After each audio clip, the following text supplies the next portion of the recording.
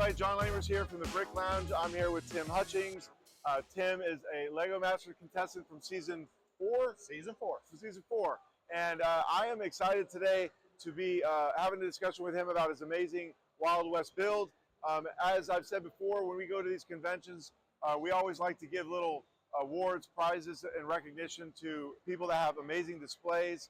Tim has, in my opinion, one of the most amazing and unique displays in the BrickCon because it's Wild West, and you don't see a lot of this out in the world right now. So we're going to jump into that in just a minute. But before we do that, I want to give you this. This is our little Brick Lounge award. So Thank you so much. You're welcome. These little things like that are what they mean the most in the world. The show awards and stuff. This just tops that. So thank you cool! It's a fan much. award, right? Yeah, you're welcome. I mean, well, it's legitimate. Awesome. We together we went and we've been looking at every single display in here and spending time looking at what we like about them and what's unique about them. And so for me, as I walked around and I looked at this, there's a couple things that stand out, and then I want to get into this. One, it's Wild West, and you don't see a lot of Wild West out in the BrickCons anymore. It feels like the genre has kind of gone out a little bit. However, it's incredibly strong right here in this display, and I know you're working to do more of it. So I love it. I also love the rock work that you've done, all the greebling, the layers, and then we're going to see a mosaic that you've done that's also fantastic. But if you don't mind, Tim, tell me about this. So I guess what makes me kind of unique with the Western thing, number one, I'm old. I'm 57, but the Wild West history and maybe that's why we connect a little bit, by the way. Exactly. And it's the history that and the Wild West has been, and that's all I watch to this day.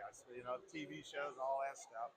And so when I got into Lego and discovered they did have a little bit of Wild West, that I could at least work with it a little bit or have some hats and stuff like that, I knew I wanted to really, see how far I could take it. So that is the unique thing about this one is there's a lot of history here. I mean, there's a lot of historical figures, and they're doing what they were known most for and stuff.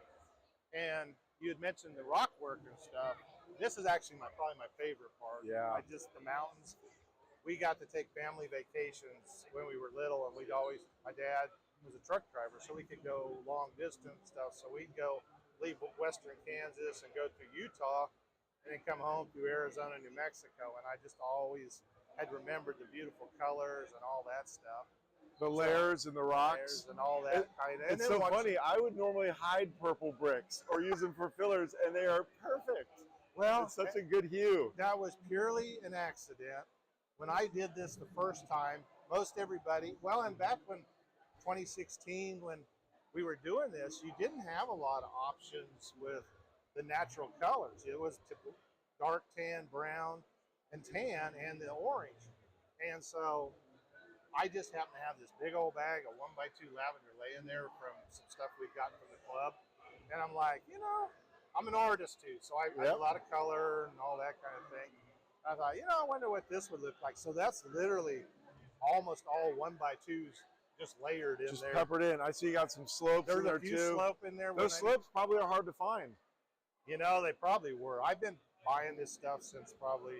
Like this color here too. Oh my gosh. So sand red I discovered when I redid this in 2021. And I went online, and there was one guy had like 60 of them. And I bought them all. So I probably have about the largest collection of sand red. I actually have a little bag of those. I do, yeah. Maybe I'll work something out with you. I saw your eyes light up. We need to work out. Because I'm got. And they're slopes. They're actually the 2x4. They're these slopes in that color. That's awesome. Well, apparently, they only came in that one land speeder set. No, so these are old. Yeah.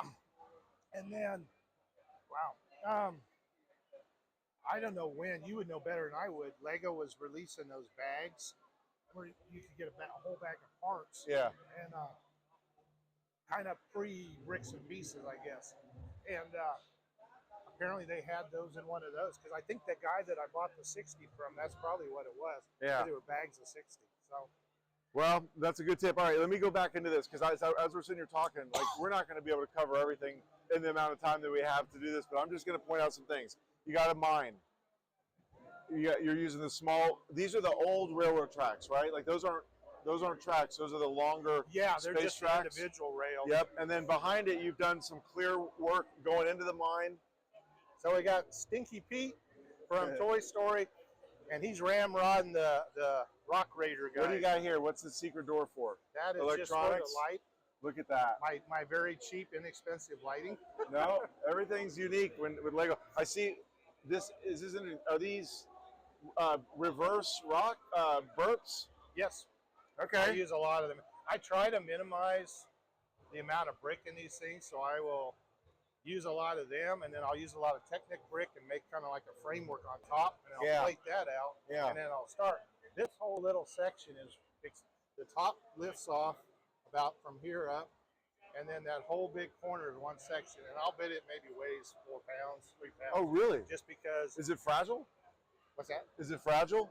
No, I mean, this thing has survived, I couldn't tell you, thousands and thousands of road miles and some of the worst roads.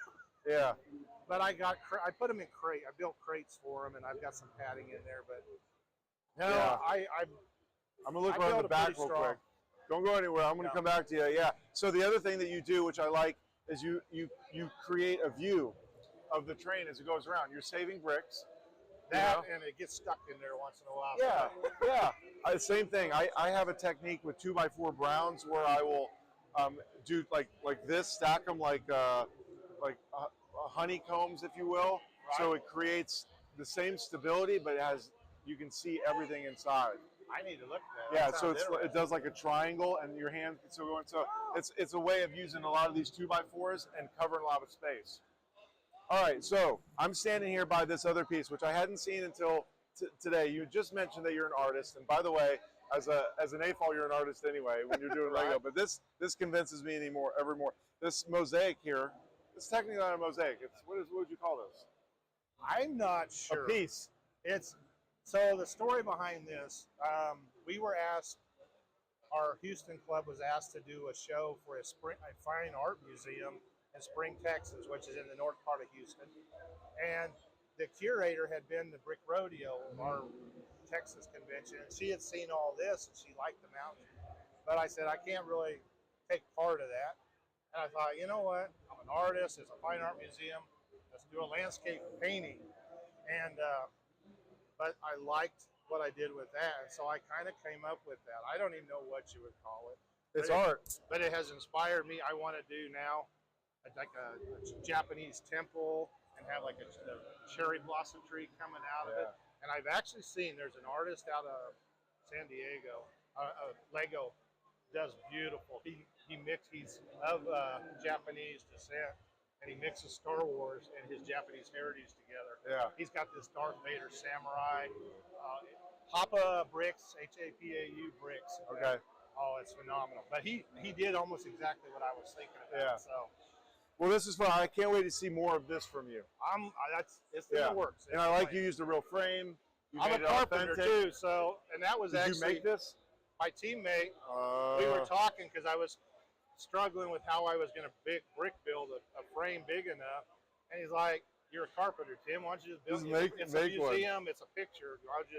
And I literally had that frame up in the attic, a bigger one. I cut it down to fit that, and. You know, it's funny, now that I see it, I can see what you used, right? Like trim. And you look at the back. So, Season 2 Lego Masters actually played a part in this. You remember the castle build where they had to build off of the wall? Yes. Well, you know, Jamie came on and did a little thing of explained how they started that. So I had that in mind, so that's what I did. I built the 2x4 sticking out the back. That is smart. And then I cut holes and clamped it down. Ties it in. Love it. Another great tip for those artists out there. It was a little bit of a struggle matching up as you can see, I missed a time or two, but. Well, Tim, I want to tell you, first of all, thank you for your time. Oh, thank you. We're going to have you on our podcast because we have so many questions for you. Your time on Lego Masters, you know, my wife and I sit and watch all the shows. We love the Tim. We connected with you guys, and so over the years, as I've seen you at shows now, it's nice to get to know you.